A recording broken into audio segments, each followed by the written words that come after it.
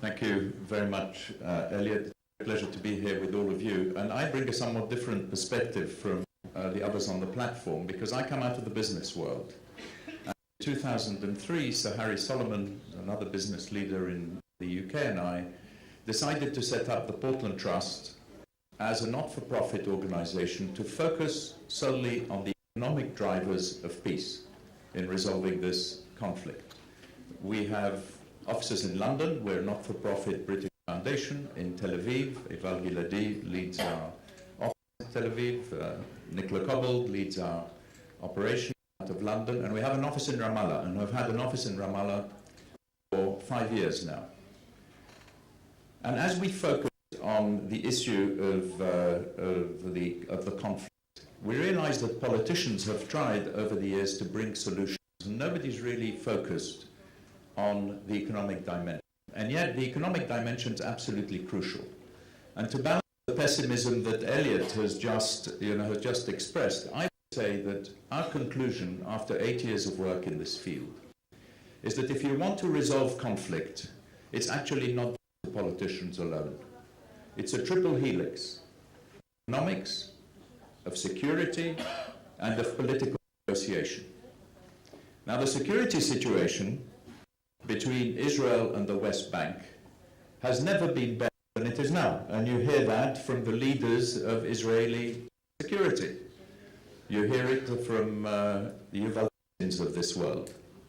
It's never been better. And indeed, Israelis do not feel threatened in the way they did from the West Bank. In the economic area, I can just bore you with a few statistics.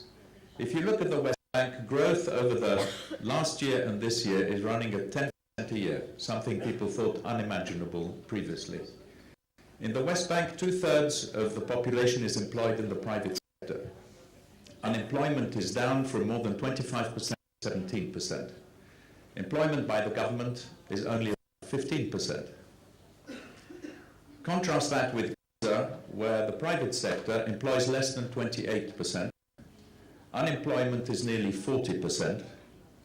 The balance is employed by the government, more than 30%.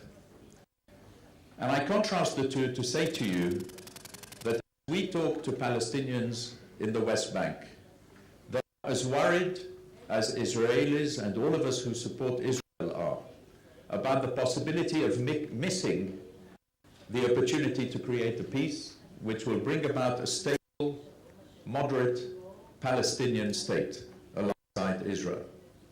And we have this strange situation where political leadership on both sides is following public opinion rather than leading it. I'm speaking as a businessman, not as a politician. And it becomes a challenge for each side to prove that there is a partner on the other side.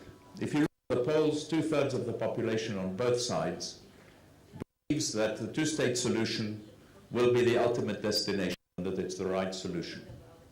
And yet the same polls show that 2/3 of the population believe that there isn't a partner on the other side. And how we change those perceptions is the key. Now, since the Palestinian leadership renounced the terror, it's given us, if I may say, Israel and supporters of Israel, plenty of opportunities to make mistakes.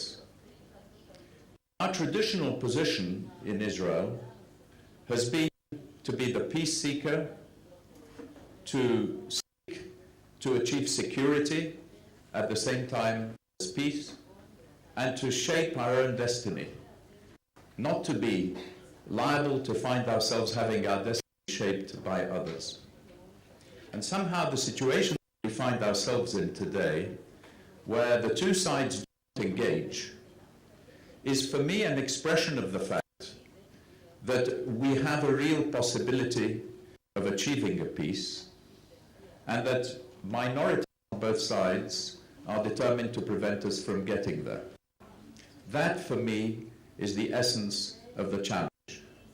And I think the sorts of calculations that Elliot, who is a friend, makes about whether or not it is likely that the Palestinian leadership will be able to deliver peace are, in my view, with all due respect, besides the point.